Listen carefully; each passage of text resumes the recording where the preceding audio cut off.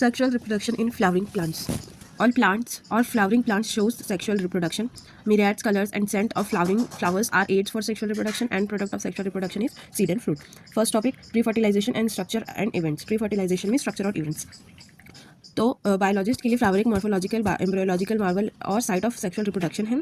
Second point, essential वोल में androecium और gynoecium एजी मिलेगा और एक्सेसरी वोल में कैलिक्स और कोरोला केसी मिलेगा. Formation of a flower. तो फ्लावर कैसे बनता है? फ्लावर के जब शूट एपिकल मेरिस्टम जब फ्लोरल मेरिस्टम में कन्वर्ट होता है तो हार्मोनल स्ट्रक्चरल चेंजेस के कारण वो डिफ्रेंशिएट करके और फ्लोरल प्रिमोडियम में डेवलपमेंट कर लेता है. फिर उसका जो बर्ड है वहाँ पर, जो उसका शूट एपिकल है वहाँ पर बर्ड क्रिएट हो जाता है. बर्ड जो है वो फ्लावर में डेवलप हो जाता है. Third topic, स्टेमन, microsporangium and pollen. तो अगर हम इसे देखें तो सबसे पहले अगर हम स्टिग्मा में देखें तो स्टिग्मा में ऊपर में हमें दो लोब स्ट्रक्चर मिलेंगे जिसको एंथर बोलते हैं. उसका डिस्टल मतलब डिस्टेंट मोस्ट एंड जो है स्टेमन का होता है वो. फिर लॉन्ग जो स्लेंडर लाइक स्टॉक है इसको फिलामेंट बोलेंगे. और लास्ट में प्रॉक्सिमल एंड मिलता है फिलामेंट का जो कि थैलेमस से अटैच होता है नॉर्मल कंडीशन में. पिटल में नॉर्मल कंडीशन में, प्रॉक्सिमल एंड में, और पिटल में एपिपेटाइलस कंडीशन में, जैसे कि बहुत से सोलेनेसी की फैमिली में देखे गए हैं. तो अगर जब हम उसको बीच से, उस एंथर को बीच से कट करेंगे तो वहाँ पर हमें दो लोब मिलेंगे एंथर में. बाइलोब नेचर होता है एंथर का. हर लोब में दो थीका या फिर कंपार्टमेंट होते हैं. हर लोब जो है वो डाइथिकस होता है, इसीलिए टोटल वहाँ पर 4 थीका प्रेजेंट होते हैं.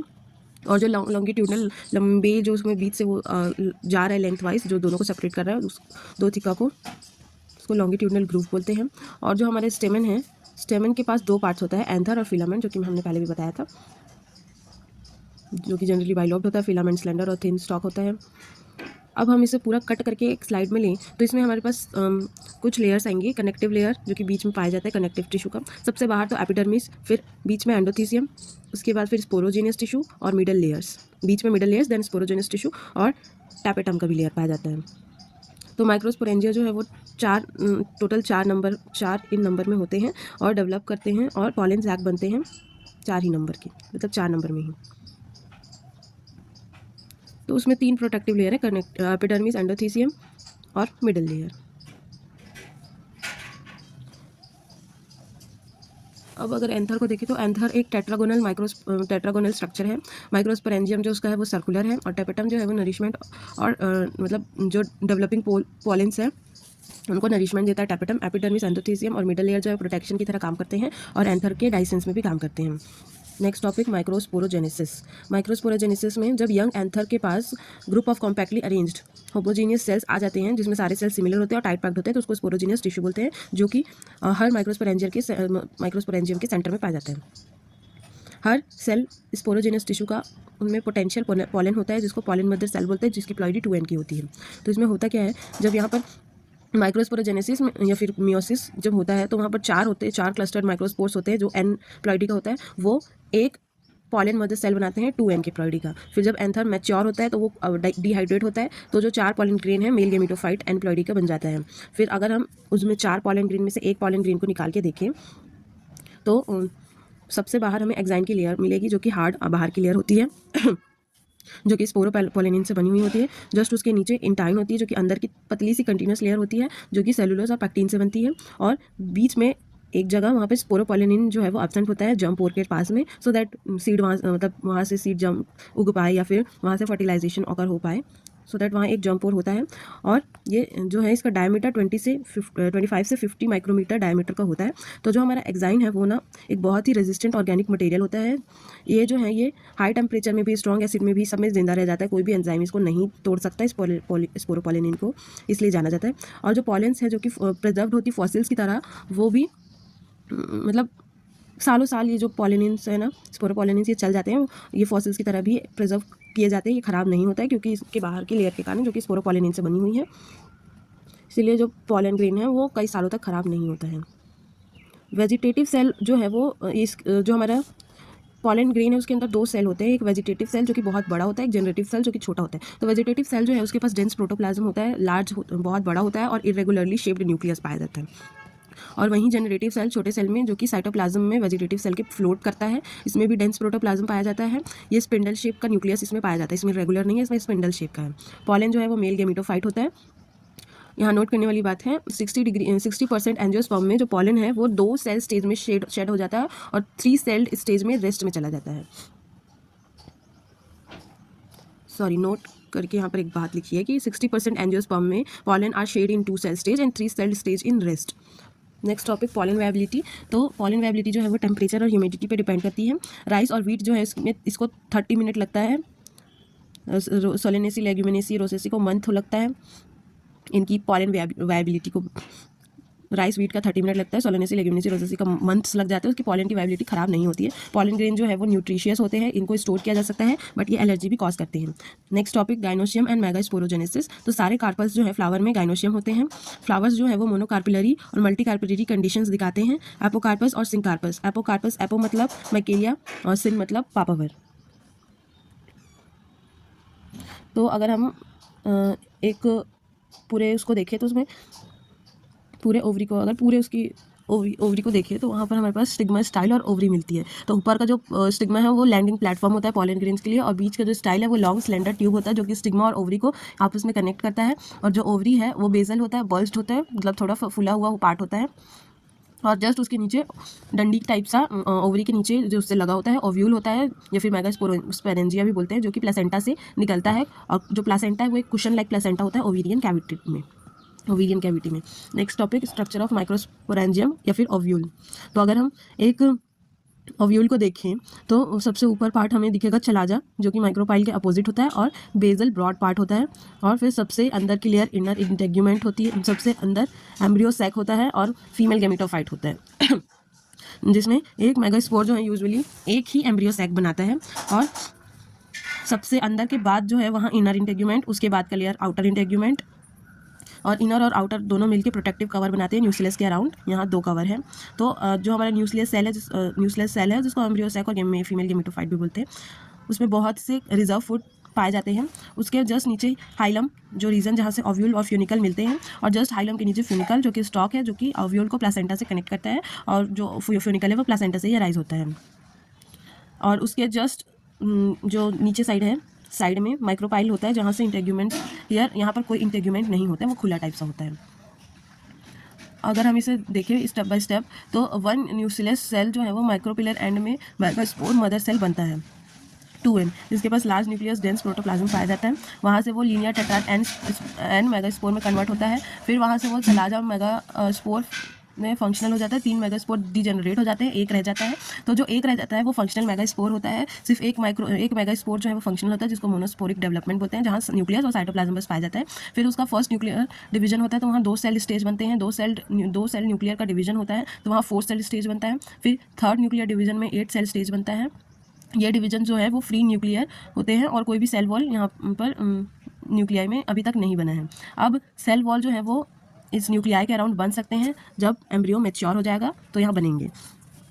तो जब बन जाएगा तो यहाँ पर हमारे पास टोटल सलाजा लैंड में 3 एंटीपोडल सेल्स चले जाएंगे। बीच में लार्जेस्ट सेंट्रल सेल हो जाएगा, और सेंट्रल सेल में ही 2 पोलार न्यूक्लियाई रहेंगे, और उसके नीचे 1 एग सेल रहेगा जहाँ मेन फर्टिलाइजेशन होगा, और 2 सिनर्जिड्स होंगे। इन दोनों को मिला के एग अपैरेटस बोलते हैं। और नीचे जो है वो फिलीफॉर्म अपैरेटस होगा, जो कि फिंगर लाइक प्रोजेक्शंस होते हैं, जो कि पॉलन ट्यूब को एग की तरफ जाने के लिए गाइड करते हैं। नेक्स्ट टॉपिक पॉलिनेशन जो है वो एक तो होता है ऑटोगेमी, सेकेंड है जिटनोगेमी, और थर्ड है जेनोगेमी। तो फर्स्ट ऑटोगेमी, जिसको सेल्फ पॉलिनेशन भी बोलते हैं। ऑटोगेमी में जो पॉलन जो है एंथर से स्टिग्मा में सेम फ्लावर के ट्रांसफ़र होता है। इसमें फ्लावर जो है वो एंथर और स्टिग्मा के साथ कम्प्लीटली, मतलब फ्लावर्स जो है एंथर और स्टिग्मा के साथ कंप्लीट ऑटोगेमी जो है वो रेयर होता है फ्लावर्स का। ऐसे फ्लावर्स जो कि एंथर और स्टिग्मा में मतलब in flowers with exposed anther and stigma complete autogamy is rare, as generally different pollen is needed for better variation. Flowers में जब वो एंथर और स्टिग्मा का जो कंप्लीट ऑटोगेमी है वो काफ़ी रेयर पाया जाता है, क्योंकि जेनेटिकली जो है वो हम डिफरेंट पॉलन जो है वो नीडेड होता है डिफरेंट बेटर वेरिएशंस के लिए। ऑटोगेमी जो है उसको सिंक्रोनी की ज़रूरत होती है पॉलन रिलीज और स्टिग्मा रिसेप्टिवली, और एंथर और स्टिग्मा सब जो है वो आपस में एक दूसरे से प्रेजेंट होने चाहिए। मतलब autogamy need synchrony between pollen release and stigma receptivity, and anther and stigma shall be present close to each other as no pollinating agent is involve. Autogamy को सिंक्रोनी चाहिए होती है, पॉलन जब रिलीज होता है और स्टिग्मा जब रिसेप्ट करता है, तो एंथर और स्टिग्मा जो है वो आपस में एक दूसरे के क्लोज होने चाहिए, तभी ये सेल्फ पॉलिनेशन होगा। और फिर जिटनोगेमी सेकेंड, तो जिटनोगेमी में जो पॉलन है वो एंथर से स्टिग्मा में दूसरे फ्लावर के सेम प्लांट में जाता है। मतलब सेम प्लांट में अगर 2 फ्लावर उगे तो एक फ्लावर से वो दूसरे फ्लावर में उसका स्टिग्मा, उसका पॉलन ग्रेन दूसरे स्टिग्मा में जाके बैठेगा, तो ये जिप्नोगैमी होता है। तो ये जेनेटिकली सेल्फ पॉलिनेशन होता है क्योंकि इसमें दोनों गैमेट्स जो है वो सेम प्लांट से ही बने होते हैं। थर्ड पॉइंट, बट ये फंक्शनली क्रॉस पॉलिनेशन है क्योंकि एजेंट्स नीड होते हैं, मतलब एजेंट्स की जरूरत होती है पॉलेंस को एक फ्लावर से दूसरे फ्लावर में ट्रांसफर करने के लिए। थर्ड है हमारे पास जीनोगैमी। तो जीनोगैमी में क्या होता है कि जो पॉलन है वो एंथर से, मतलब एक फ्लावर का जो पॉलन है वो उस वहाँ से उड़ के दूसरे फ्लावर के स्टिग्मा में, एंथर से स्टिग्मा में जाता है। एक फ्लावर का पॉलन उड़ के एक एंथर का पॉलन उड़ के दूसरे फ्लावर के स्टिग्मा में जाता है, मतलब 2 अलग अलग फ्लावर्स में ये होता है, तो इसको जीनोगैमी बोलते हैं। जीनोगैमी को क्रॉस पॉलिनेशन कहा जा सकता है क्योंकि इसमें जेनेटिकली डिफरेंट पॉलन स्टिग्मा में जा रही है, तो इसमें जो है मैक्सिमम वेरिएशन देखने को मिलता है क्योंकि ये एडेप्टिबिलिटी के हिसाब से बहुत ही अच्छा है। वियोला, कॉमन पेंसी, ऑक्जेलिस और कमेलिना, ये जो है ये 2 टाइप के फ्लावर प्रोड्यूस करते हैं। Chasmogamous normal, viola common pansy, viola को ही कॉमन पेंसी बोलते हैं। ऑक्जेलिस और कॉमेलिना, ये जो है ये 2 टाइप के फ्लावर प्रोड्यूस करते हैं। कैस्मोगैमस नॉर्मल फ्लावर और क्लिस्टोगैमस जो कि नहीं ओपन होते हैं, इनवेरिएबली ऑटोगैमस। अब हम देखेंगे एजेंट्स ऑफ पॉलिनेशन। पॉलिनेशन के कौन कौन से एजेंट्स होते हैं, तो एक तो होता है बायोटिक एजेंट और एक होता है अबायोटिक एजेंट। तो अबायोटिक एजेंट में विंड के द्वारा, जिसको एनेमोफिली बोलते हैं, और अगर पानी के द्वारा हो रहा है तो वो हाइड्रोफिली है। तो इसमें जो है ये pollinators, use of pollinators biotic का सबसे ज़्यादा होता है बायोटिक में, क्योंकि बीज जो है वो वाइडली यूज़ किए जाते हैं। फिर विंड से होता है, फिर वाटर से होता है। पॉलिनेशन का सबसे ज़्यादा यूज़ बायोटिक, फिर विंड, फिर वाटर। तो एनेमोफिलिक मतलब विंड के द्वारा जो फ्लावर्स होते हैं, जो flowers usually have single ovule in each ovary and numerous flowers are packed in inflorescence. Second point, here flowers produce large number of light and non sticky pollens to be carried by wind. यहाँ के flowers जो है वो large number में होते हैं, हल्के होते हैं और नॉन स्टिकी पॉलेंस होते हैं ताकि वो हवा के द्वारा कैरी किया जा सके, और स्टेमन जो है वो भी एक्सपोज होते हैं अच्छी तरीके से ताकि ईजिली पॉलन डिस्पर्स हो सके यहाँ से वहाँ। और अगर बायोटिक का देखें तो बायोटिक एजेंट में इंसेक्ट्स, जिनको बाय इंसेक्ट होगा तो एनोमोफिली, बाय बर्ड्स होगा तो ऑर्निथोफिली, बाय बैट्स होगा तो कैरिट्रोफिली, और पिरामिड्स और रेप्टाइल्स के द्वारा भी हो सकता है। तो हमारा जो स्टिग्मा है वो बहुत ही लार्ज और फेदरी होता है ताकि वो पॉलन को कैच कर पाए। ये जो इसमें एसेल्स पाए जाते हैं कॉर्न कॉब का, वो एक्चुअली जो स्टिग्मा स्टाइल है, वो एक्चुअली इसका स्टिग्मा स्टाइल है जो कि हवा में विंड करता है ताकि वो पॉलन को पकड़ सके। एग्जाम्पल, विंड पॉलिनेशन जो है वो ग्रासेस में बहुत ही कॉमन होते हैं। और सेकेंड फिर है हमारे पास हाइड्रोफिली। हाइड्रोफिली में जो है ये बहुत ही रेयर होता है, लेकिन ये 30 जेनेरा में देखे गए थे, मोस्टली मोनोकॉट्स में। और एग्जाम्पल है इसका वेलिसिनेरिया हाइड्रीला फ्रेश वाटर में, और जॉस्टेरा मरीन सी ग्रास में।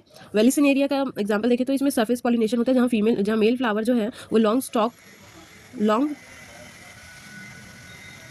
स्टॉक से वाटर की सरफेस तक पहुँचता है, और फीमेल फ्लावर जो है वो भी, जो फीमेल फ्लावर है वो लॉन्ग स्टॉक को यूज़ करती है वाटर सरफेस तक पहुंचने के लिए, और जो मेल फ्लावर्स हैं वो भी पॉलन को सरफेस पे रिलीज़ करती है। और जो सी ग्रासेस है जैसे कि जॉस्टेरा, वो रिबन लाइक पॉलेंस होते हैं जो कि वाटर में रिलीज़ किया जाता है, जो कि फीमेल फ्लावर तक सबमर्ज्ड होकर वाटर में पहुंचती है।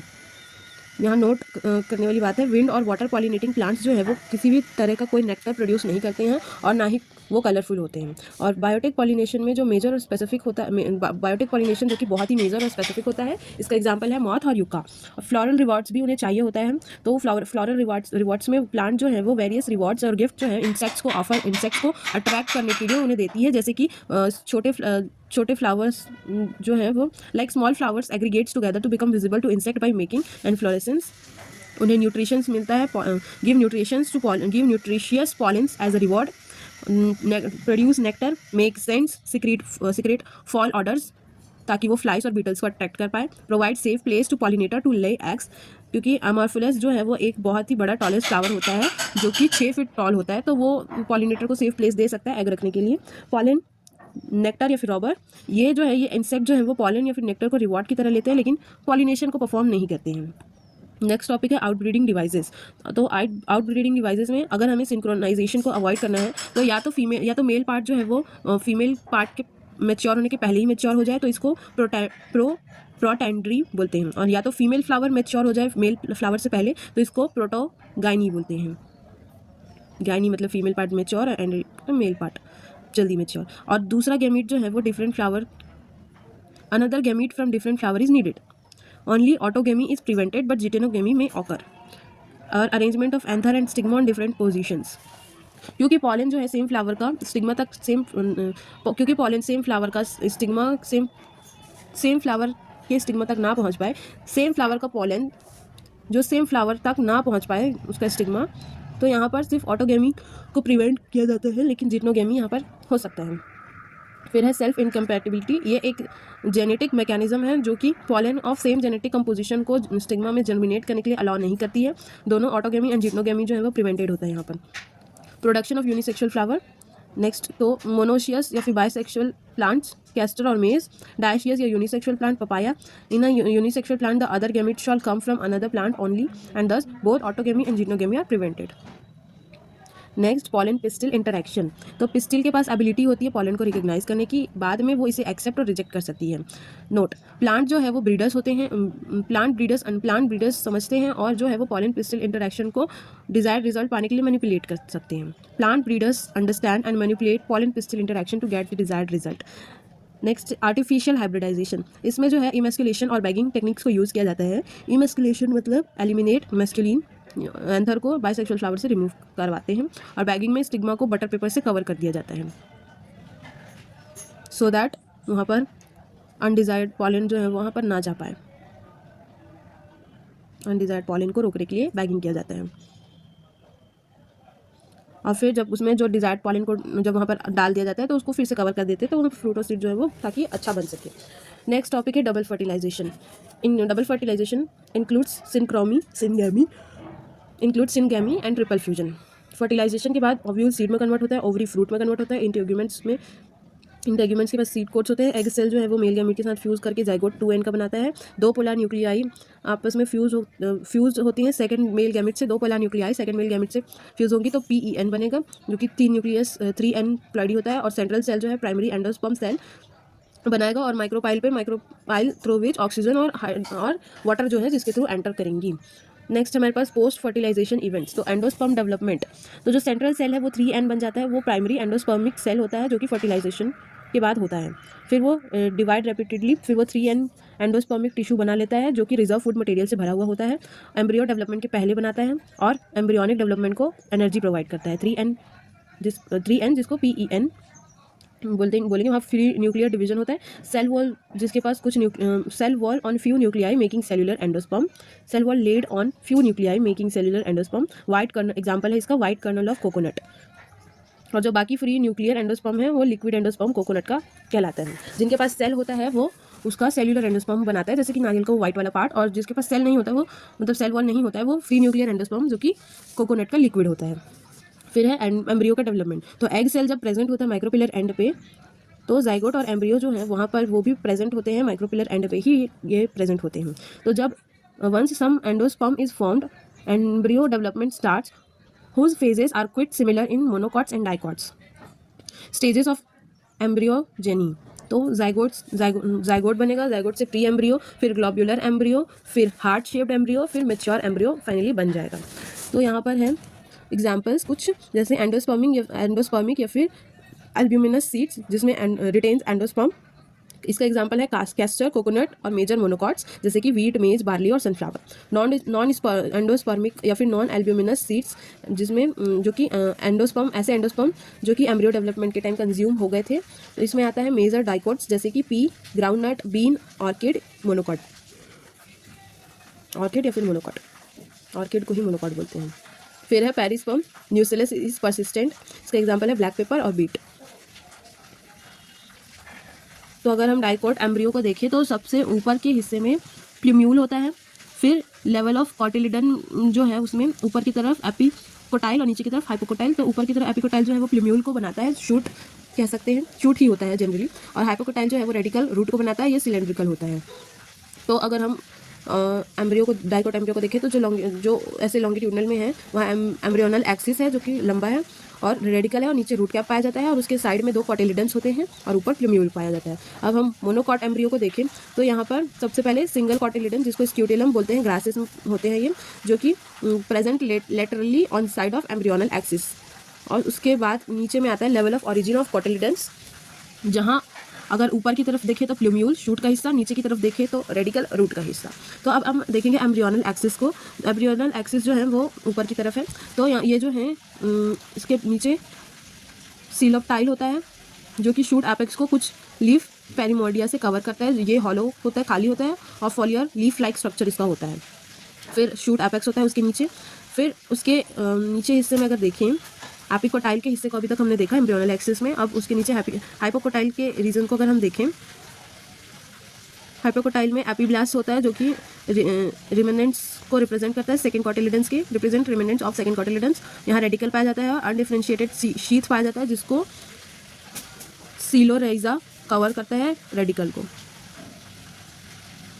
फिर advantages of seeds, advantages of seeds है नेक्स्ट टॉपिक। तो फर्स्ट है seed germination depends on water, it can't germinate in dry places और can be stored at dry places. Second point, seed can be dispersed to new places, another areas can be colonised.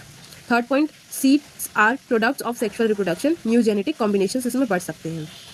Fourth है seeds have stored food to nourish seedlings till the time photosynthesis starts in young plant. Fifth point, hard seeds could protect young embryo. Sixth point, seeds can be stored and can be used to raise crops in next seasons.